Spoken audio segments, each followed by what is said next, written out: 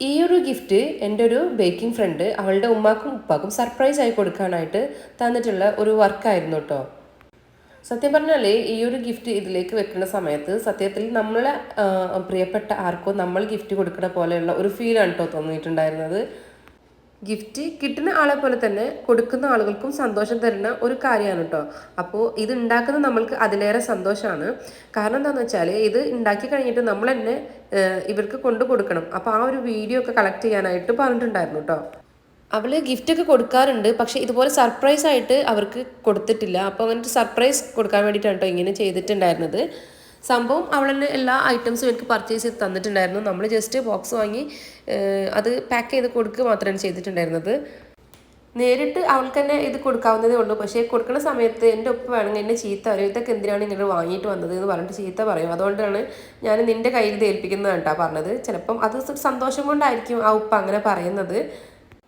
ഈ ഒരു മാച്ചിങ് ലുങ്കിയും അതുപോലെ തന്നെ ഷർട്ടൊക്കെ കണ്ടപ്പോൾ എനിക്ക് എൻ്റെ ഡാഡിനെ കേട്ടോ ഓർമ്മ വന്നത്. ഇതുപോലെ എന്താ പറയുക, മാച്ചിങ് ആയിട്ടുള്ള കളേഴ്സാണ് എൻ്റെ ഫാദർ യൂസ് ചെയ്തിട്ടുണ്ടായിരുന്നത്. നമ്മൾക്ക് ഇതുപോലത്തെ സർപ്രൈസ് ഒന്നും കൊടുക്കാനായിട്ടുള്ള ഒരു ഭാഗ്യം ഉണ്ടായിട്ടില്ല കേട്ടോ. കാരണം അതിൻ്റെ മുന്നേ എൻ്റെ ഫാദർ പോയി. ഇതുപോലെ സർപ്രൈസ് ആയിട്ടൊക്കെ കൊടുക്കാൻ പറ്റിയില്ലാതേ ഉള്ളൂ. ചെറിയ രീതിയിലൊക്കെ കൊടുത്തിട്ടുണ്ടെങ്കിലും അധിക കാലം അങ്ങനെ കൊടുക്കാനായിട്ട് പറ്റിയിട്ടില്ല. അതുകൊണ്ട് തന്നെ ഇത് കൊടുക്കുന്ന ടൈമിൽ എൻ്റെ ഡാഡിക്കും മമ്മിക്കും കൊടുത്ത ഒരു ഫീലാണ് കേട്ടോ എനിക്ക് ഉണ്ടായിട്ടുണ്ടായിരുന്നത്. അതുപോലെ തന്നെ ഈ ഒരു വീഡിയോ എഡിറ്റ് ചെയ്ത ശേഷം ഞാൻ തന്നെ ഒരുപാട് കണ്ടിട്ട് ചെറിയ പുഞ്ചിരിയോട് കൂടി അല്ലാണ്ട് എനിക്ക് ആ ഒരു സീന് കാണാനായിട്ട് പറ്റിയിട്ടുണ്ടായിരുന്നില്ല കേട്ടോ.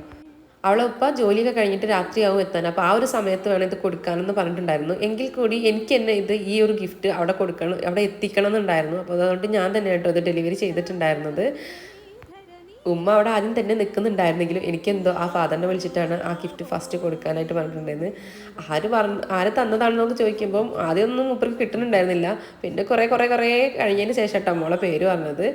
അങ്ങനെ നമ്മൾ ആദ്യം ഫാദറിനെ കൊടുത്ത് സന്തോഷിപ്പിച്ച ശേഷമാണ് നമ്മൾ ഉമ്മാക്ക് ഗിഫ്റ്റ് കൊടുക്കുന്നത്. എന്തോ ഞാൻ തന്നെ ഈ ഒരു രംഗം ഒരു 10 പ്രാവശ്യമെങ്കിലും കണ്ടിട്ടുണ്ടാവും കേട്ടോ എഡിറ്റ് ചെയ്യണ മുന്നേ. എനിക്ക് അത്രയ്ക്കും സന്തോഷം തോന്നി ഈ ഒരു ക്ലിപ്പ് കാണുന്ന ടൈമിൽ. ഇനിയും ഇതുപോലെ ഗിഫ്റ്റുകളൊക്കെ സ്വീകരിക്കാനുള്ള ആയുസ്സും ആരോഗ്യവും ഈ ഉമ്മാക്കും ഉപ്പാക്കും കൊടുക്കട്ടെ. അപ്പോൾ ഒത്തിരി സന്തോഷത്തോടെ കേട്ടോ ഞാൻ അവിടെ നിന്ന് ഈ ഒരു ഗിഫ്റ്റൊക്കെ കൊടുത്തിട്ട് ഇറങ്ങിയിട്ടുണ്ടായിരുന്നത്. അപ്പോൾ അത്രയേ ഉള്ളൂ. വീഡിയോ ഇഷ്ടപ്പെട്ടാൽ ഒന്ന് സബ് ചെയ്ത് സപ്പോർട്ട് ചെയ്യാം കേട്ടോ. Tata, bye bye.